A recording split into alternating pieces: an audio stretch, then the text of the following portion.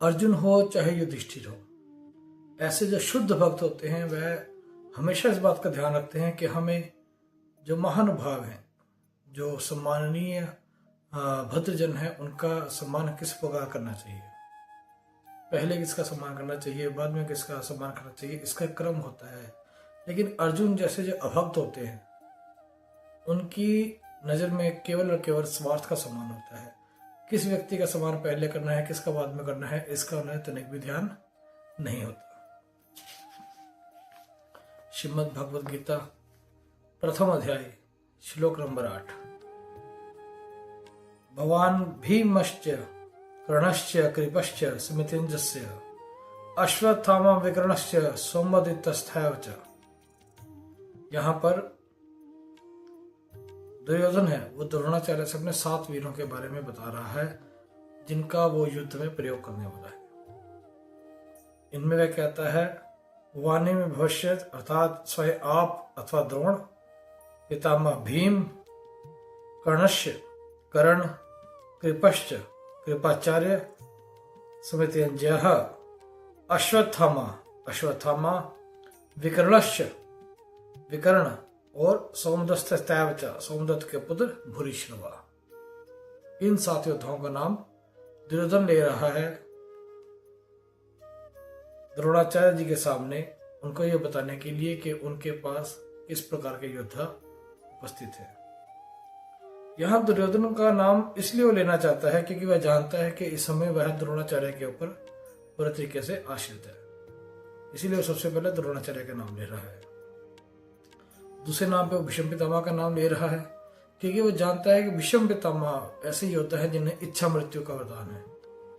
अब जो मर ही नहीं सकते उन्हें कौन कैसे हरा सकता है। इसीलिए यहाँ पर दुर्योधन ये सुनिश्चित कर रहा है कि जब तक भीष्म उनके साथ है जिन्हें हराया नहीं जा सकता, तब तक उनकी सेना नहीं हार सकती, उनकी जो विजय है वो निश्चित है।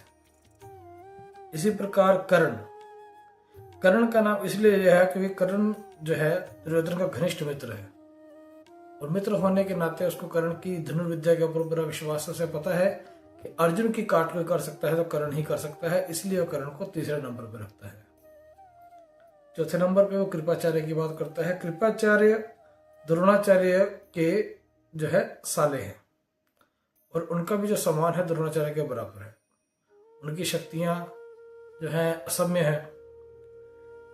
यहाँ कहा जाता है कि कृपाचार्य आज भी जीवित है, वह 7वें मनवंतर तक जीवित रहने वाले हैं, उन्हें अमरता का वरदान है और दुर्योधन को इस बात का पता था, इसलिए अमरता के वरदान प्राप्त कृपाचार्य भी उसके युद्ध में उसके लिए अजय योद्धा के रूप में थे, जिनके होते हुए उसका हारना जो है असंभव था। 5वें नंबर पर अश्वत्थामा की बात करते हैं। जो अश्वत्थामा द्रोणाचार्य के पुत्र हैं, कृपाचार्य के शिष्य हैं और वह भी चिरंजीवी थे। 6ठे नंबर पर विकर्ण धृतराष्ट्र के 100 पुत्रों में से एक थे।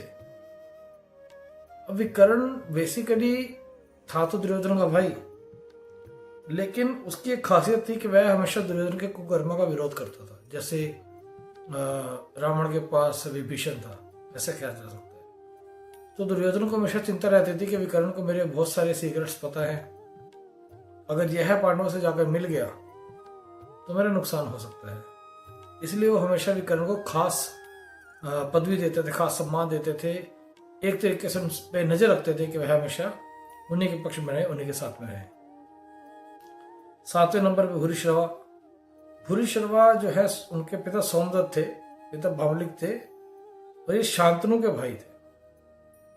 अर्थात ये देखा जाए तो दुर्योधन और पांडवों के चाचा थे और ये भी चिरंजीवी का वरदान रखते थे, महान योद्धा थे। इस प्रकार इन 7 योद्धाओं का वर्णन किया दुर्योधन ने यहाँ द्रोणाचार्य के सामने, ये सुनिश्चित करने के लिए कि जब तक ये 7 योद्धा है तब तक मैं विजय प्राप्त कर सकता हूं।